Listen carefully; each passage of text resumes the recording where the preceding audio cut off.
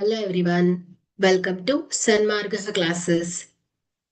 ನೇರ ಮತ್ತು ವಿಲೋಮ ಅನುಪಾತಗಳು ಅಧ್ಯಾಯದ 27ನೇ ಪ್ರಶ್ನೆಯನ್ನ ಗಮನಿಸಿ. ಒಂದು ಕಾರ್ಖಾನೆಯಲ್ಲಿ ದತ್ತ ಸಂಖ್ಯೆಯ ವಸ್ತುಗಳನ್ನ ಉತ್ಪಾದಿಸಲು 42 ಯಂತ್ರಗಳಿಗೆ 63 ದಿನಗಳು ಬೇಕಾಗುವುದು.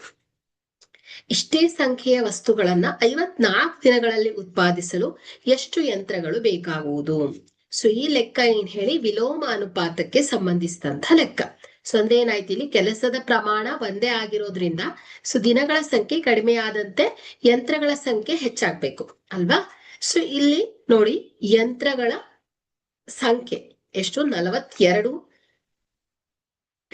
ಆದ್ರೆ ದಿನಗಳ ಎಷ್ಟಾಗತ್ತೆ ಹೇಳಿ? 63 ದಿನ ಆಗತ್ತೆ. ಸೊ ಯಂತ್ರಗಳ ಸಂಖ್ಯೆ ಎಕ್ಸ್ ಆದ್ರೆ ದಿನಗಳು 54 ಅಂತ ಹೇಳಿದ್ದಾರೆ.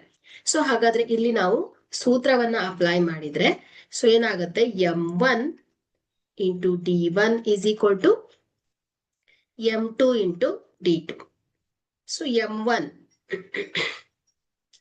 42 ಗುಣಿಸು 63 is equal to x into 54. So x is equal to ಏನಾಗತ್ತೆ ಹೇಳಿ? 42 ಗುಣಿಸು 63 divided by 54. Okay, so 63 54. So ಇದು ಎರಡು ಏನಾಗುತ್ತೆ? 9ರಿಂದ ಭಾಗ ಆಗತ್ತೆ ಅಲ್ವಾ. ಸೊ ಇದೇನಾಗತ್ತೆ? 9 6 54, 9 7 63. ಸೊ 6 1 6, 6 7 42.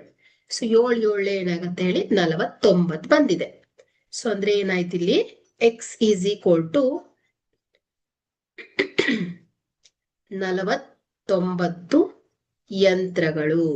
ಓಕೆ, ಸೊ ಹಾಗಾದ್ರೆ ಇಲ್ಲಿ ಏನಾಯ್ತು, ಅದೇ ಸಂಖ್ಯೆಯ ವಸ್ತುಗಳನ್ನು 54 ದಿನಗಳಲ್ಲಿ ಉತ್ಪಾದಿಸಲು 49 ಯಂತ್ರಗಳು ಬೇಕಾಗತ್ತೆ.